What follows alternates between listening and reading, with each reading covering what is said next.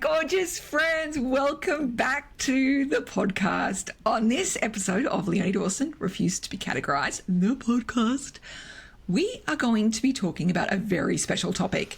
Should you hire your friends or family members in your business? Oh,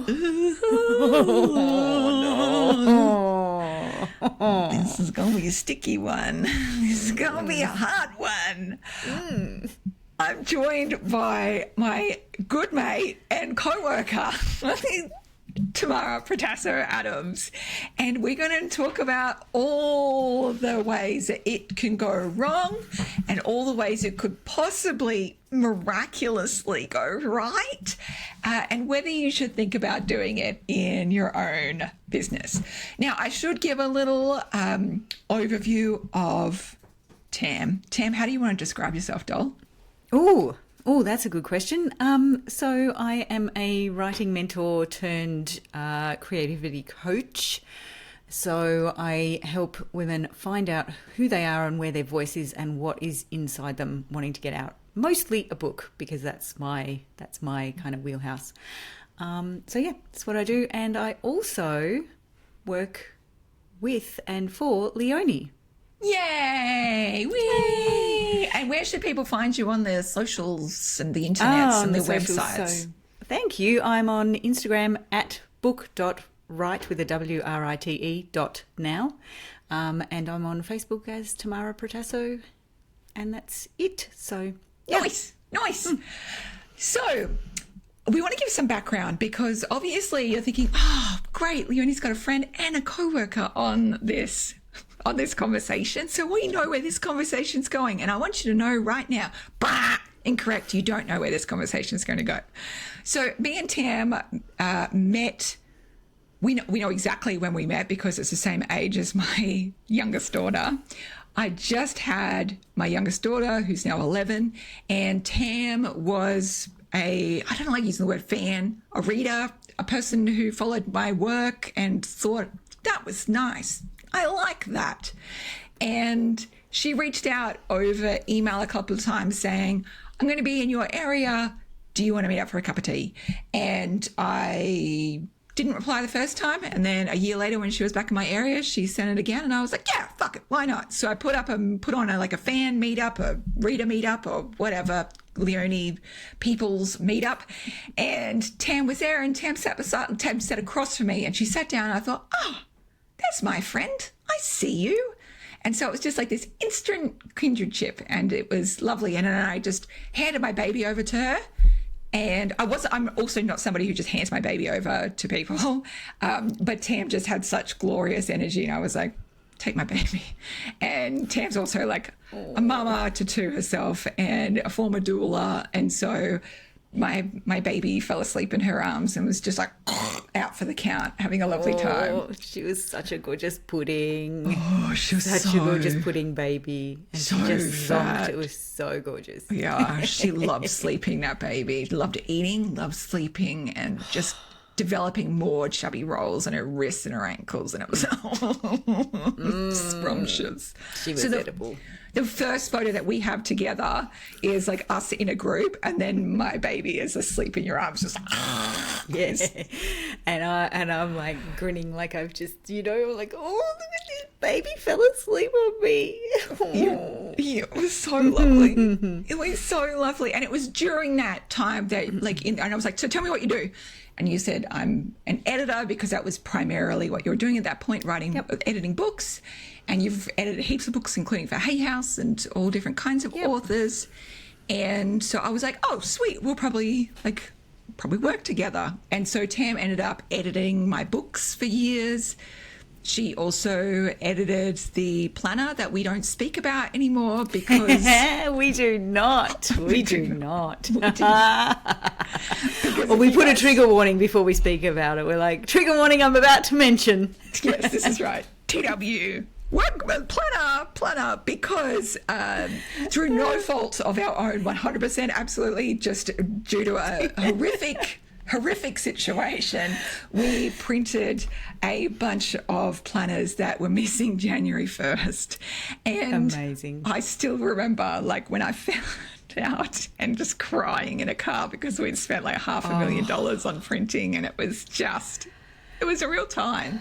It was such a time. I remember finding out and just like I got like all hot all of a sudden and then all cold, and that kind of just kept happening. Like I was just like red and just hot and mortified, and then chilled and like completely pale. Like I was like, I don't know, this is mortifying, but also this is really weird. And oh my God, this thing just doesn't have like a key date. Like the date exists, it should be in there. Shit. It was just the people that were emailing in going, oh, hey, by the way, everyone was so good about it, by the way. They're like, hey, FYI, January 1st isn't there. Oh, my God. I just want to be clear. January 1st was like it was on a Sunday or some shit that year. And so it was just like, look. There was a what day do we start the week on kind of debate, and it fell through a crack. Yep. It fell through an enormous meteor crack. Yeah, it was a journey. So Tam has been with me on a whole journey through many, many years of my business, including the parts where I have hired friends and where we had a really large team of like 20 something staff, and some massive growth eras, and also different side quest eras that I've gone on over the years. And there's been periods where we like worked on some projects together and then not for a while, and then bringing Tam back in for different projects. She was like a co-coach for a mastermind I did a few years ago, and she still does projects here and there for me. I know, right? All the things that we've done. All the things that we've done. Yeah. And it's been over all that period of time that we've actually developed like our friendship, I think. And we've seen each other through so much. And so when I said to Tam, I want to talk about whether people should hire friends or family for their business, we both had exactly the same response. And the first response was just like a, oh, shit. Oh, please, no, friends. Yeah, and then once we finished making those noises, we looked at each other and went, but we work together. Yes. Yes. And so let's talk about like the key differentials here. So as an absolute 100% blanket statement, should you hire a friend or family members? 1,000% through the roof. No, 1,000%. Do not. Do it. However, if you are absolutely very, very happy to lose that friendship relationship entirely and for it to be one of the most searing like breakups of your life. So if you are keen for that experience, absolutely go there. Go there completely. Seems fair. Seems fair. Yeah. And the fact is that 99.999% of the time, the answer is an absolute no. Do not fucking do it.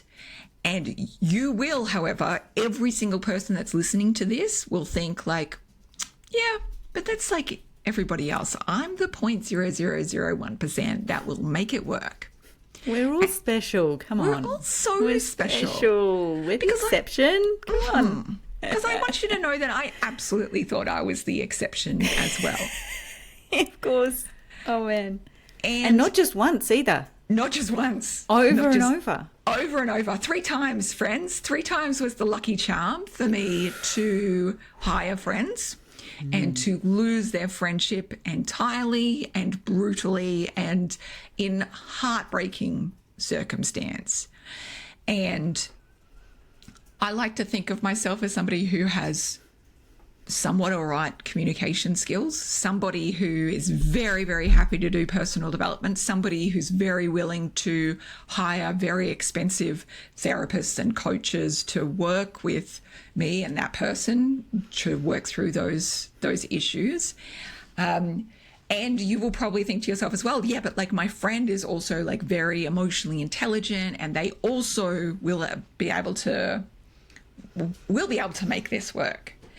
And I want you to know that there are some really, really, really big parts of it that are working against you. I'm going to talk about those exact parts and the issues that can come up in families and friendships when you move into a business relationship. And I think the thing is that it does actually kind of work until it doesn't. So, you know, because as you might be like, yeah, that's okay. We'll make it work. And great, it can feel that way until all of a sudden it really doesn't. Yeah. Yeah. And when it doesn't work and you're trying desperately hard to repair it and it still cannot be repaired, it becomes incredibly, incredibly challenging. And also it's also fraught with employment obligations, employment laws and legalities and all kinds of extra stuff that you don't even have to consider in a friendship or a family member relationship. So I thought Tam would be a great person to have on during this because Tam's also witnessed when I have hired friends and where it has broken down and how badly it goes and how heartbreaking the situation is for every person involved. And I also want to be very, very clear in this is that I want to 100% own my own role in it. I wish that I knew what I know now.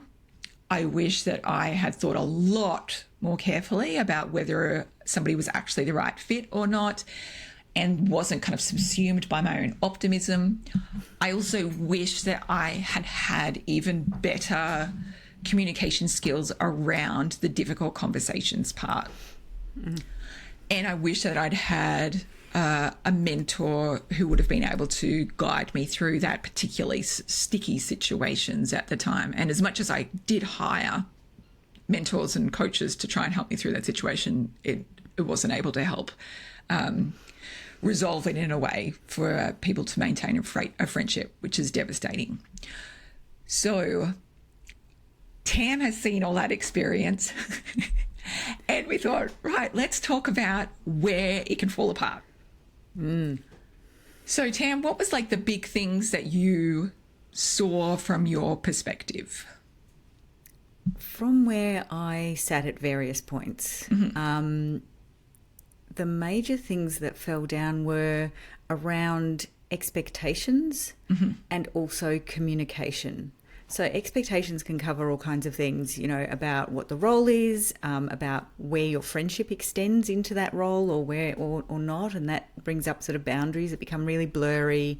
And it's really about communication and being so like to make it work. Things have to be so clear.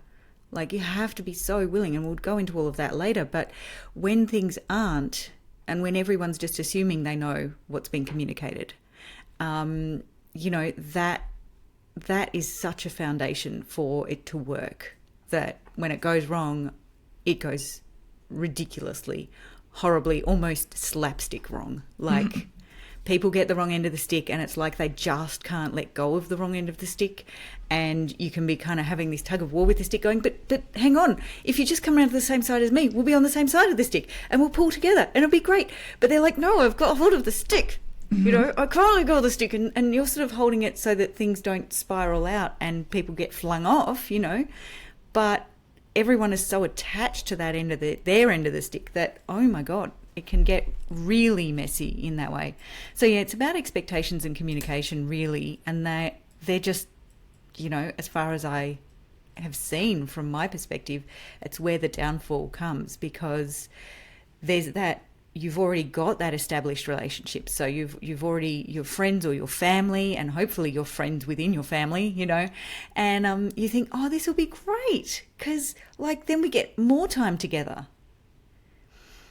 But without thinking that the time you get together is actually going to be work. It's work related, and it's, even if you love what you do, there's still going to come in there with, there's still going to have expectations coming in, and people's expectations need to be managed. They need to be, communicated about, and the role needs to be communicated about too. So quite often that friendship can get mistaken for, so I get to come in and do a role, but we're also friends, so we're going to just have some fun as well, and we're going to, I get more of a say because we're friends, or whatever. Like, yeah, there's just a lot in those realms of expectation and communication, I think. I think as well is that you think like, okay, great, we have this friendship or relationship and it works really well in that space. And you think that will absolutely translate into the business space really easily. And it does not. And for a number of reasons. So the first is that the power dynamic shifts, whether you want it to or not. It actually does shift. So in a friendship, it is completely equal, and it's lots and lots of give and take. So the power dynamic shifts because the person who is the business owner has to lead, has to be very clear in their expectations, has to make decisions that the other person will not necessarily like or approve of or think that's the right thing to do. And they absolutely can give their feedback to you, but at the end of the day, as the business owner, you actually have to make the decision, and you have to do the thing that is right for the business. And this is the thing: when you are just a friendship, it is two people in that relationship. When you are in a business, there's three entities in that relationship, and the third entity is the business. And that, as the business owner, your loyalty has to absolutely be to the business, because what happens otherwise is that if you don't, your business will fall to rack and ruin. You are supposed to be responsible for your livelihood and your family's livelihood if you have any dependents, and you are also responsible for the livelihood of your friend as well and their family. And so you have this enormous amount of responsibility that they don't have, and your commitment has to be to the business surviving. Otherwise, like, it's all like for rack and ruin. Like, it does not work at all. And Tam said something really clear about, did you want to communicate like what you see as your role when you kind of come into the business? Yeah, absolutely. So, because I run my own business, I sort of have that perspective where I can go, okay, I get it, because I need to make those decisions in my business. But when I come in as an employee in your business, I consider that a bit of a privileged position. And that's because I don't have to make decisions like that. It's because I get to come in, do a job, be paid for it, and then step out without having that responsibility of being the business owner in that situation. So for me, I think of that as a privilege, because it gives me a break. Like, it's great for me because I get a little break from thinking about all of those things in my business, and I just get to come in and do a job. And, a lot of the times the jobs that I do are, they're clearly defined, and I get to actually just kind of do the job and tick it off and, have Asana do its thing if it's in there and it's going to give me a flying unicorn or whatever it does. And that's exciting. That's great. It's a good dopamine hit, and it helps me do that. But the other thing that helps me is that I come in and I keep all of my stuff in a separate kind of set of browser windows. And so when I come in and I open those up, I'm like, oh, now I am Leonie's employee. And so I do my job. It's very compartmentalized for me. So now I'm doing my job. It doesn't mean that I can't make a joke or have fun or message Leonie with a funny thing or, with questions and stuff. But my focus is on Tam, the employee then. It is not, oh, maybe I need to think about this or stuff. Like, sure, if I notice something and I'm like, that feels a bit funny, I'll be like, hey, Leonie, have you, this is happening or that's happening. Is that, on your radar or whatever? And that's fine, but it's not me coming in and going, oh, I've seen this is on the radar and this is what I think needs to happen. And then I've also done this to make it start to happen. And like, that's not my role. My role is to, do the job I'm there for. And also if I see something along the way, bring it to Leonie's attention, like to your attention. So, so for me, it's compartmentalizing really helps. Yeah. And it's not like we can't. So this is a thing, like, it's not like I run a dictatorship. I am more than happy for people to give me feedback, give me thoughts. And at the end of the day, I also have to make the decision around that. And also the way that I like to do things. So, for example, I decided earlier this year that I didn't actually need an online business manager. And so what had happened for years was I just had a VA, and then at a certain point I had somebody in an OBM role, and then I had some VAs. And I realized it was kind of overcomplicating the situation, because I like to run a very simplified business. And I realized that all I really needed was VAs, and I also needed somebody to kind of act as a Leonie whisperer, in that from time to time I needed to talk about strategy stuff and to go, here's what I'm thinking, but I'm not sure. What are your thoughts? And to get somebody's feedback. And I knew Tam was kind of the right person for that, because she's known me in the business for so long, and I trust her implicitly with just being able to just tell me exactly how she sees it. And I also trust my own capacity to go, yeah, that works for me, that doesn't, I'll go this direction.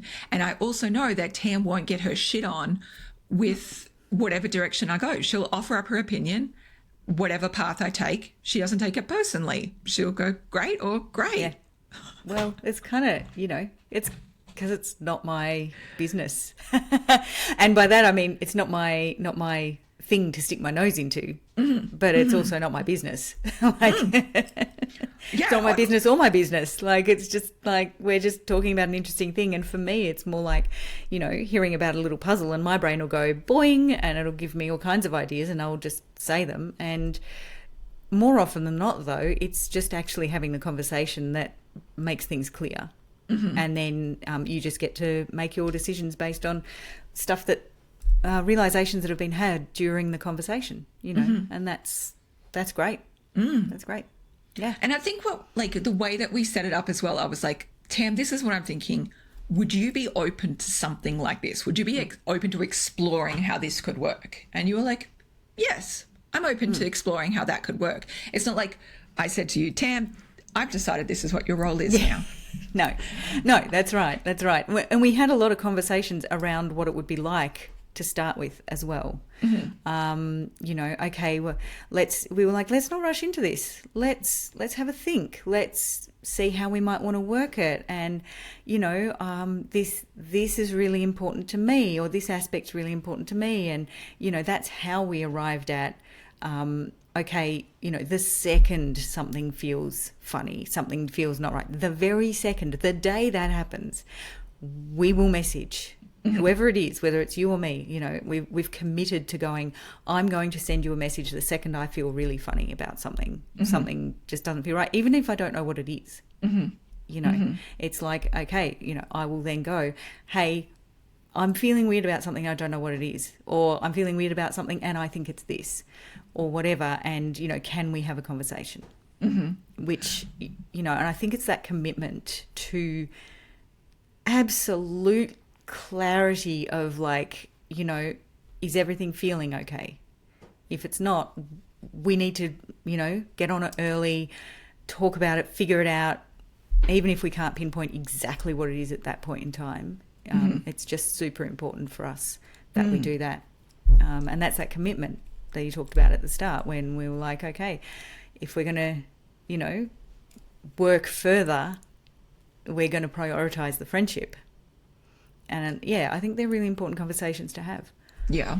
We also set up exit kind of options for each other as well. It's like, if at any point in time this doesn't work, I want you to just say the word and we will stop it, we'll change it. And we both committed to the fact that our our relationship now, our friendship now is worth more to us than the business. And also like clarifying again, we kind of built our friendship over many years in the business. That's how we really kind of got to know each other, was kind of in that. And then it sort of continues on. But we are also now at the point where the friendship is that much more important than the business. So if we need to yeet out of that to preserve the relationship, we will.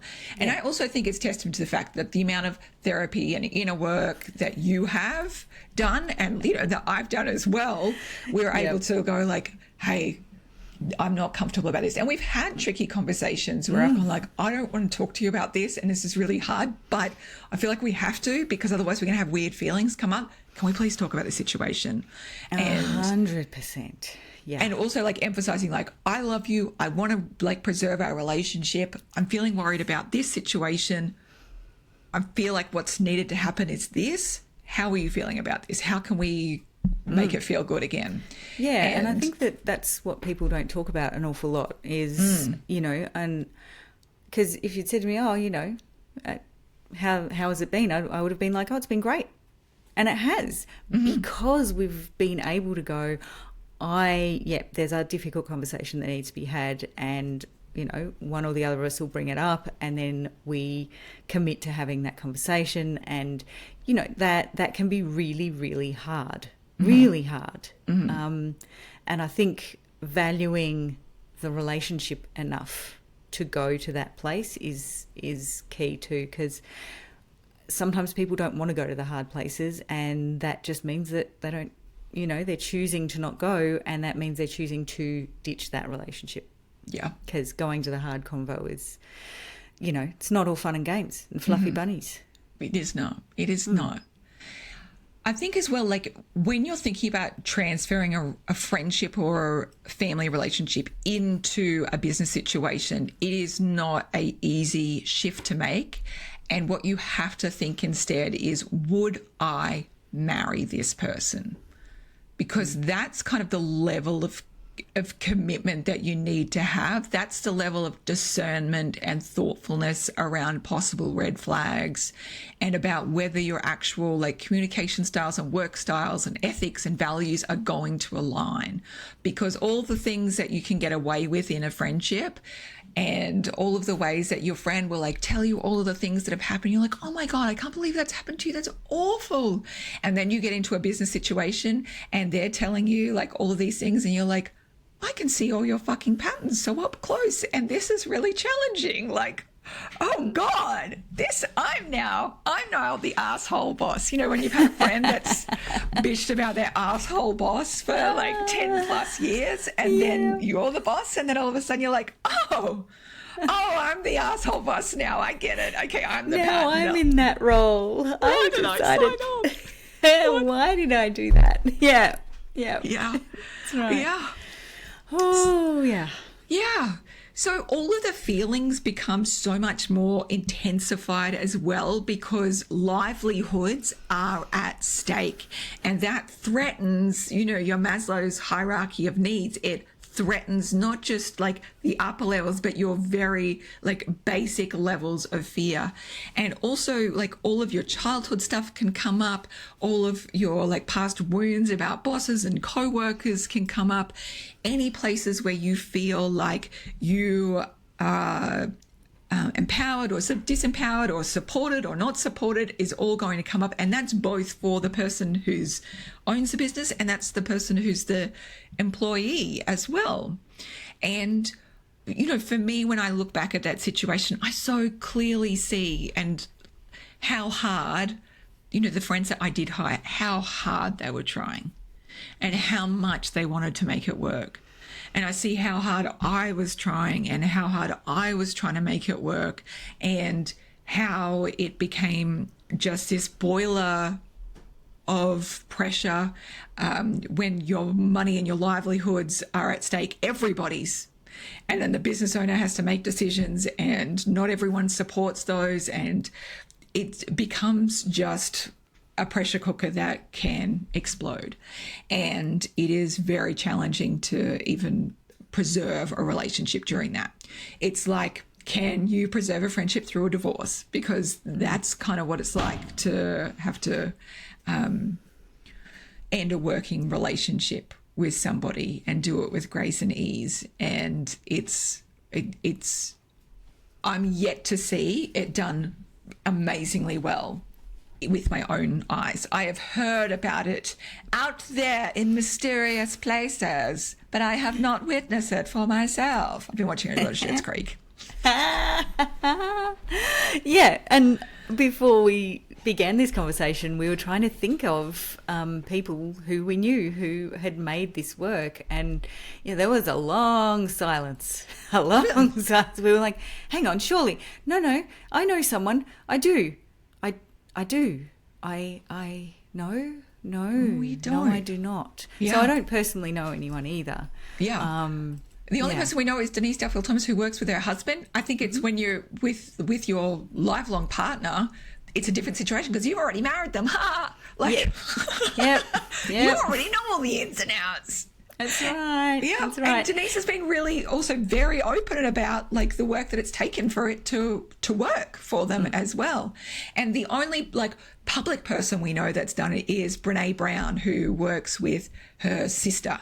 And she has also been very, very open about the fact, the amount of work it has taken for them to get to a good place with it. And we think like, well, fuck, if Brene Brown, like if anyone could do it, it's probably Brene Brown, who literally studies leadership and how to have difficult conversations. So and vulnerability and oh my God.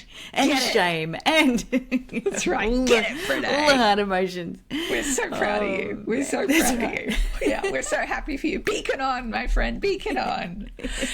So that is our comprehensive roundup. Should you hire a friend or family? Bah, no, absolutely do not. Just save yourself some tissues, doll. Save yourself a relationship. And you're probably going to, like if you've listened to this thinking of somebody that you're going to hire, you're probably going to ignore my advice anyway. And you'll probably listen to this back in about 5 years' time and go, well, shit. And you know what? I won't say I told you so, because what I'll just say is, yep. Sometimes we have to learn by going there, and we learn some miraculous lessons when we go there anyway. We have experiments, we have side quests, we learn these things. And so we both know Kerry Rowett, who is just the most beautiful human. And the thing that's about Kerry that I find astonishing is that she'll tell me something and I'll ignore it and go do it anyway. And then I'll come back to her and I'll go, oh my God, it didn't work. And she doesn't even say, I told you so. Like, she's so graceful. She's like, oh my God, it didn't? Whoa. Okay, let's work through it. So I aspire to be more like Kerry. I don't want to say I told you so. I just want you to say, I want you to know that if or when shit does go down, I'll be right here and I'll say, yeah, I know. 100%. I know. Yeah. I know. And like Yes. I want to like really like positive note this, like I have learned so many incredible lessons through this journey. I am a stronger businesswoman and human, and I have learned so much through all of that lived experience. I know what to do and I know what not to do. And I also completely honor myself for the parts where I've had to make really difficult decisions and prioritize keeping a business and the creator of so many livelihoods alive, and instead of a friendship that was not working.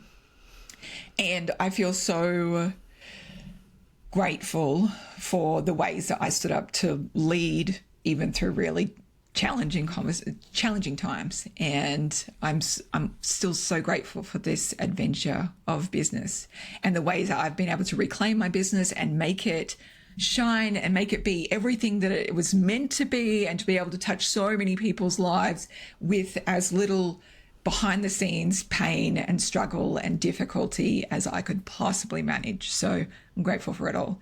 And I'm grateful for the fact that me and Tam have managed to create a beautiful friendship, even through just some like really challenging situations. We still talk about like 2016 being a dumpster fire and go like, remember we went through that experience. We went through this other experience. We learned so much. Yeah. That's it. That's it. We hardly need trigger warnings for those ones anymore. We hardly getting need them. there. We're getting almost there. 10 years on with That's that right. one. We healed, we growed, we evolved. That's right. All right, I right. hope this has been so useful. If you know of business friends that, or people who want to create businesses and they want to have like honest, real conversations about how these things are done, make sure you tell them about this podcast. If you could leave 5 stars, that would make us super happy. If you don't want to give us 5 stars, like you just don't bother rating the podcast. Let's be real. Let's be real. Shine on. All right, love you, bye.